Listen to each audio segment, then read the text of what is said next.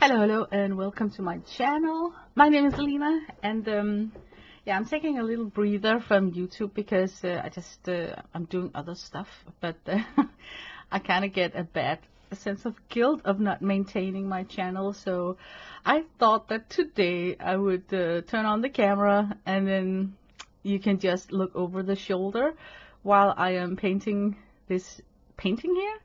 And this painting is because I don't know if you're familiar with Tamara Laporte. She's got a YouTube channel called Willowing.org, I think. Willowing.org. I'm not sure what exactly her channel name is. But what I do know is that she is an amazing artist, and she constantly inspires me. Whenever I watch one of her uploads, I feel like just grabbing a brush, a lot of color, and then just get going, you know. And I watched her latest upload where she was painting this beautiful woman with a raven on her shoulder. And I was like, yes, because I'm watching the TV series Vikings at the moment. So it was just serendipity that I was feeling like, oh, I have to paint this. So that's what inspired the composition, if you can use like a fancy word, of this drawing here today. And yeah, I'm doing a voiceover because live painting in my house is atrocious. A lot of background noises, a lot of times where I need to just stop the camera because I need to do something else or feed the cat or whatnot, you know. So a speed painting sped up twice, so it's not like watching a chipmunk paint, but it's not real speed. I think it is like sped up twice, I think. Yeah. Oh my god, don't you just love that ceramic palette shaped like a cat? I am so in love with it. I found it on AliExpress. Yeah, I felt kind of stupid ordering something from China in porcelain that had to be carried, hoisted up in the air, thrown in a cargo, and then just delivered on the opposite side of the world. But it kind of survived, and there's nothing wrong with it. From the distance, it looks super perfect, but up close, it's not like fine china, you know. There is a little bit of, yeah, like the frosting on it is not super perfect. You know, there's like minor, minute things that tells that this was made in a hurry, and probably a machine that spat out 1,000 in an hour. So yeah, it looks nice quality from here from the screen. I love it even more. But yeah, I'm painting a face today, and I'm trying to use some strange colors because that's what Willowing Tamara Laporte can do to you. You watch her paint one of her girls, and she's using untraditional strong colors. So ooh, look at this. You have to be a little bit brave to go in with such a dark shade on a skin tone, but I feel brave today, apparently. I have to warn you, there is this thing called the ugly stage. I think you heard about it. My painting has a very long time looking really crazy because I don't paint in the eyes and the mouth. Yeah, I don't know why. But it has a very long time being like in some sort of an ugly stage where even I don't know where to push it. You know, even I am like confused about, so it's been fun. It's been fun for me to sit and paint. It was a challenge, I guess is what I'm trying to say. But we have to go out there on a limb sometimes. And I do it by the color, you know, like I pick some colors that are a little bit difficult to work with, and then I feel that I have pushed myself in my creative sitting. Because who wanna sit and just do the same over and over again with the same colors, right? So, but yeah, this woman is totally inspired because I'm watching Vikings on TV. So of course my lady is going to be a different one than the one that Tamara Laporte did in her video, where mine is going to be, I was thinking, like, can you picture this female Viking standing on a hillside just gazing out at the ocean because her husband is off on a trip, you know, on a raid in a time where they had like no cell phones. So she has no idea, is he even alive, you know? So I wanted her to have this profound expression, like she is reflecting over things, and she's in some sort of a waiting position, because I'm inspired by the Vikings TV series. So that was my goal for this drawing here. And yeah, it's crazy. Imagine being a Viking. I mean, not like in the dramatic TV version with perfect beards and epic background music, but I mean like in real version, like 30 guys in an open wooden boat in the middle of the North Sea, and that's how they did it, right? No engine, no GPS, and no life jackets. Just this one guy saying like, oh, I think England is that way. But at least Ragnar Lothbrok in the Vikings series, he had a magical stone. So other than that, navigation, I think, was basically based entirely on confidence and violence. So yeah, I often think about those great explorers when I'm watching TV series like the Vikings. And you know what? They sailed to England, you know, from Denmark, or Scandinavia as it was called back then. They sailed from Denmark to England, France, Russia, Iceland, Greenland, and even North America. And I think they did it around year 1000. So it was very primitive, you know, the boats and the equipment they had. So it kind of impresses me even more considering that. And the ships, they were made out of wood, and just a sail, and then 30 dirty men. And then this one guy who claimed that he can navigate by the sun, the stars, and some birds.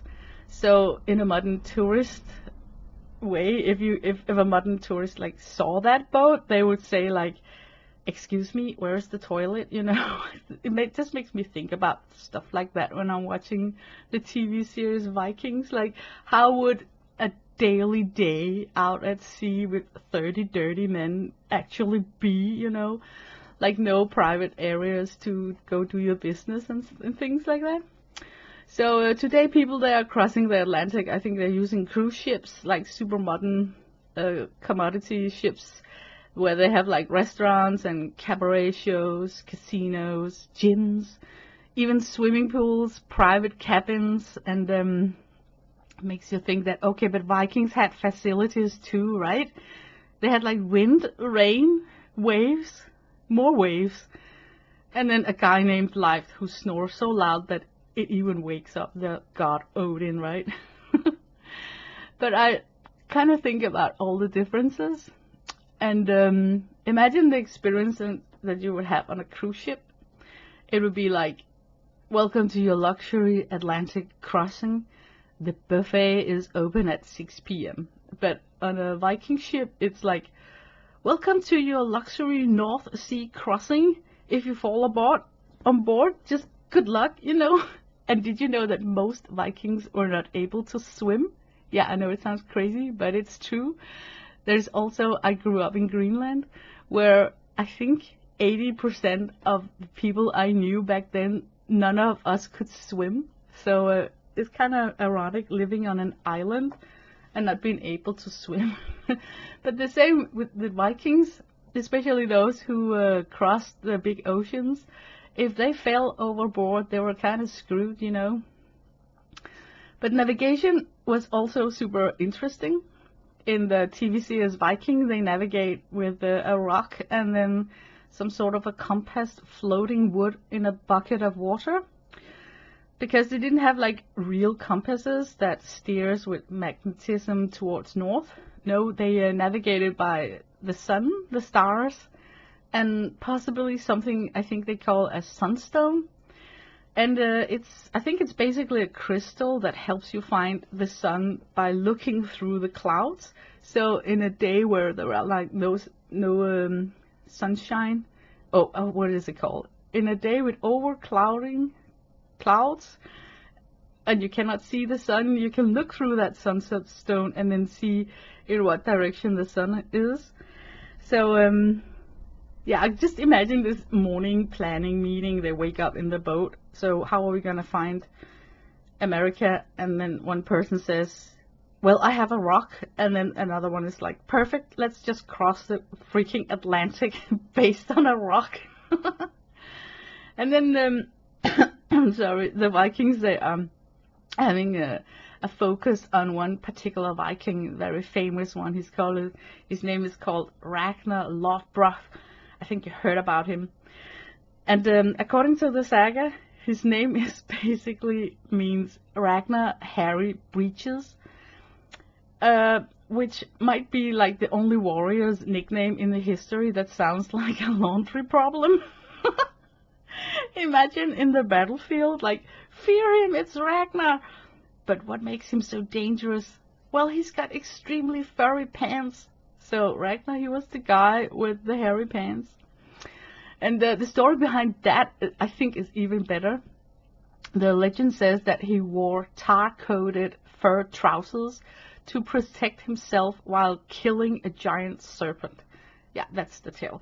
Don't ask where this giant serpent should come from here in Scandinavia. He also slayed monsters, and for the rest of history, people just called him Ragnar, the guy with the pants. It's like if Alexander the Great got known as Alexandra, the guy with the Crocs. So I think it's funny to think about that he's a very ferocious, scary Viking, but his name is Ragnar, the guy with the hairy pants. But yeah. But the Vikings, they weren't just raiders and raping people and looting and stuff like that. They actually also was trading. So I think the Viking series is lacking that aspect of showing that they were most and foremost merchants, you know, traders.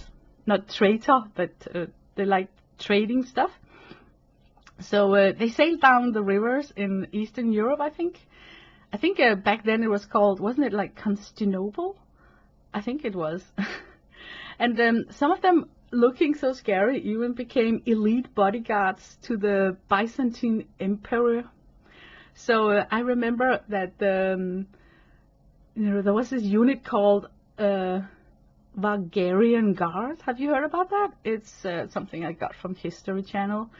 But it was like, imagine this emperor's security meeting, and they're like, we need loyal bodyguards.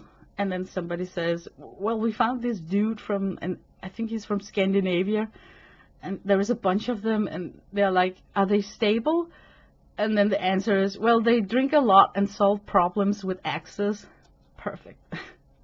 So that's your loot. And I think among that famous crowd of bodyguards, you could call them, there was this one Viking called Leif Erikson, and he actually is the one that reached North America. I think it also was around year 1000 where Ragnar Lothbrok was looting Lindenholm, and so yeah, he's also kind of up there with the great Vikings with famous pants. But he was actually in America 500 years before Columbus, so it is impressive because Columbus at least had maps, navigation instruments, 3 ships. What this Viking life had was just one longship and a few Vikings, and probably a guy saying like, I think it's that way, you know. They had like no navigation at all, but they still sailed out, and it takes courage. Because out there on the ocean, there was like rough storms and freezing cold, and you're sitting there in an open boat. So I think it speaks of this like real masculine courage. But oh yeah, there were also females in those boats. Because I'm just thinking like that, because if I disappear today without Wi-Fi in 3 minutes, I already feel like a polar explorer, you know. So I get this feeling of being like super insecure and just anxiety without carrying technology if I venture on a hike or something.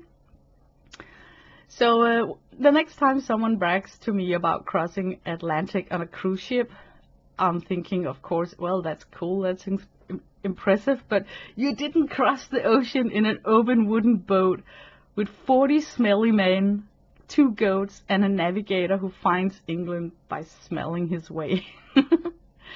So I think it's just, yeah, it's stuff like that that makes me think about these things while I'm sitting here painting this woman. So all of that is what inspired the mood for this painting today. Yeah, I know, I am a mess. I am a mess. But we get inspiration from different places. So I guess what I'm basically trying to say is that inspiration comes from something you view that you're thinking perfect, because it links up to something that you are maybe investigating or watching or reading about at the moment. So pure serendipity. But yeah, this drawing here, I'm drawing the face and then her hair, and it looks like, oh, that's gonna be it. But this is actually just part 1 of this drawing. I have this nice idea that I will return to this page spread and do the background. But for the background, I need a lot of reference pictures, because I want to make, can you imagine, like a Viking village on a hillside made out of wood in the background, so you really can feel that she's standing. Oh, I don't really know how to do the composition of it all, but I want to be inspired by the place Kattegat from the series Vikings, where you kind of see the cove with the Viking village in the background, and then some mountains where she's standing, where you can kind of imagine that she's gazing out at the vast ocean, missing her husband and thinking about what is he doing right now, and is he like walking around carrying an axe split in his forehead. But that was the vibe that I had doing this painting here. So I was thinking, sometimes I oversit my session, like I stay too long in front of my journal, and then I do a half-assed job of my vision, you could call it, because I just want to be finished, close the book, and call it a day. But today I decided, no, I'm gonna focus on the face and the raven, then I'm gonna give this page spread a rest, and then return to it when I got the perfect idea of how to sketch the background. But I really love this greenish hairstyle that she have. If you guys are watching Vikings, the TV series, please notice that there is this pullback of colors. Like whenever they are filming something from the village in Kattegat, it's always like freaking raining cats and dogs, or it's snowing, or super frosty. And if it's like a quote sunny day, it is not like sunny, it is still like overcasted with this cool looking sunshine. So it's never like spring nice colors, it's always this muted gray, giving you this kind of depressing idea that, oh, there's no joy in this place, everything is just hard work and uncomfortable surroundings. So I kind of like that her hair is green, because it goes so well with the visual color expression that I got from the TV series, where I really can tell that they played along with their color palette, pushing things back. So yeah, that's cool. Oh yeah, this pencil set here is my newest acquisition when it comes to colored pencils. I think they're called Derwent Drawings. They come in a full set of 72. I only bought a taster of it, so there's like only 24 in this set here. But when that's said, I really want to stress out how nice it is to have just a small slim tin. It can lay on my table without being in its way, compared to I carry my Prisma in this pen case holder that takes up a lot of space. So I store my colored pencils away from the desk because of the volume of how much space it takes. But a small slim tin like this, only with 24 pencils, is like no problem having it on my desk. So yeah, think about that the next time that you just want to dip your toes in a new brand of something, whether it's markers or what, I don't know, color pencils or whatnot. Try and buy a smaller set that can stay on your table, because out of sight, out of mind, but if you can see it, you are most likely to grab it and then include it in what you're working in. So yeah, I really enjoyed the pencil itself. Super soft and creamy, reminds me of Prisma. Really likable. It got a, you know, kind of a fatter barrel than regular color pencils. I can feel it because I like a fatter barrel with my saucy fingers. There's just something really likable about the thickness of this pencil. And only thing I don't like is that they could have put the color alongside the whole barrel, because then it would be easier for me to navigate in the set. Here I have to rely on looking at the tip or the end cap. So, but yeah, this is part one. She's finished. Now I need to focus on the background, which is gonna bring so much joy. Thank you for watching and just listening to me rambling. I just wanted to show my face here on YouTube to tell YouTube, please, my account is still somewhat active and alive. Yeah, I don't know what happens if you stop posting to your YouTube channel. I mean, if they could, I don't know, delete your stuff, I don't know. But I just wanted to post something on my account and say hi to you guys. And now I'm saying goodbye to you guys because the video is finished. I wish you a nice day.